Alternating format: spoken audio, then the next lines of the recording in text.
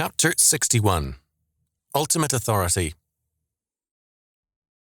Dr. Henry A. Mace, in defining the term state, concluded his definition thus, quote, "It is a distinguishing mark of a state that there is no authority external and superior to itself."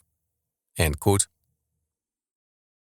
In ancient pagan states, this was implicitly the case, but since the Enlightenment and the Renaissance before it, religion and morality have been steadily set aside, and the state, as its own God and law, has steadily emerged.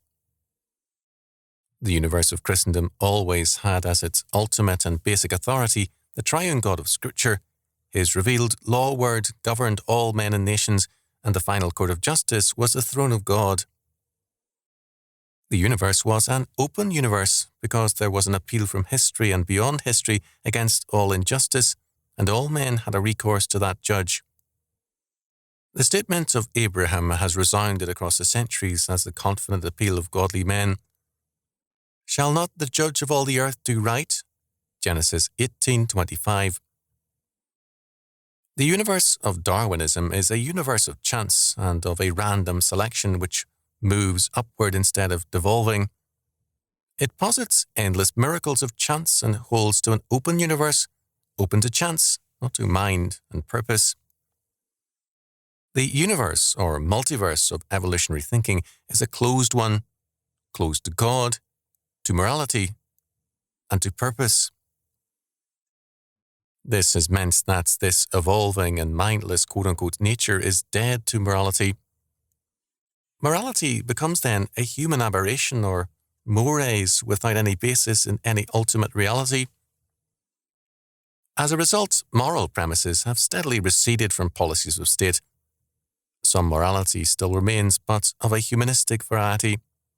Thus, the humanists hold racism and environmental damage to be wrong.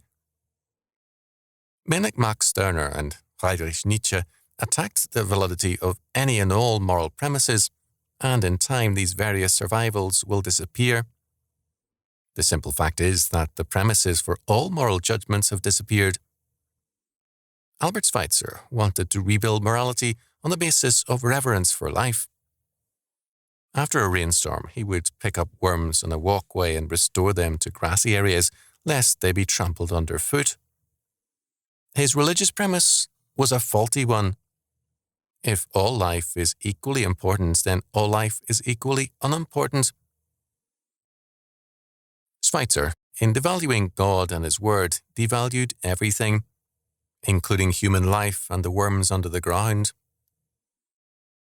We see steadily the triumph of the modern states with, quote, "no authority external or superior to itself," end quote, in the words of Dr. Mace. This destruction of all higher authority has been destructive to the state's authority also. Crime has increased and human life has been devalued. More than a few writers, themselves humanists, complain that youths have no conscience, kill mindlessly, have no remorse, and have no idea of a future with consequence. The once widely known Christian doctrine of the Last Judgment taught all men that consequences can be eternal, but how many men now think ahead? One veteran politician observed in the early 1970s that few voters have a memory of past events beyond 90 days and no great forward vision. The practical existentialism is a part of the Darwinian worldview. In this perspective, there being no unchanging consequences, there is no permanently valid moral law. Man's continuing needs are then seen as prevailing over a changing moral climate. The statement by Dr. Mace that, quote, "it is the distinguishing mark of a state that there is no authority external and superior to itself," end quote, was made in 1940. In 1946, Sir Hartley Shawcross, MP and Attorney General of England, said, quote, "Parliament is sovereign. It may make any laws. It could ordain that all blue-eyed babies be destroyed at birth," end quote. Too little attention was given to either Shawcross's or Mace's words. The states, as the new God, commanded sufficient faith and trust to render suspicion null and void.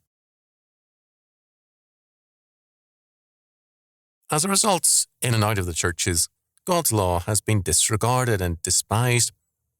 God has been reduced to a vague spiritual influence, not a lawgiver.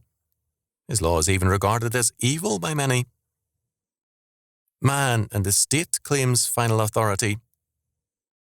One woman, insisting that much of the Bible was invalid because anti-feminist, insisted in responding to every argument to the contrary with the words, "Well, I think." She was the final authority. The humanistic state will share authority with none, nor will our militant humanists share their godlike claims with any. The result is a conflict society in which more and more people reject obedience or compliance with any law they disagree with. We see a return all around us to the anarchism of the days of the judges. Quote, "In those days there was no king in Israel. Every man did that which was right in his own eyes." Judges 21:25. God having been rejected as God and lawgiver, the result was anarchy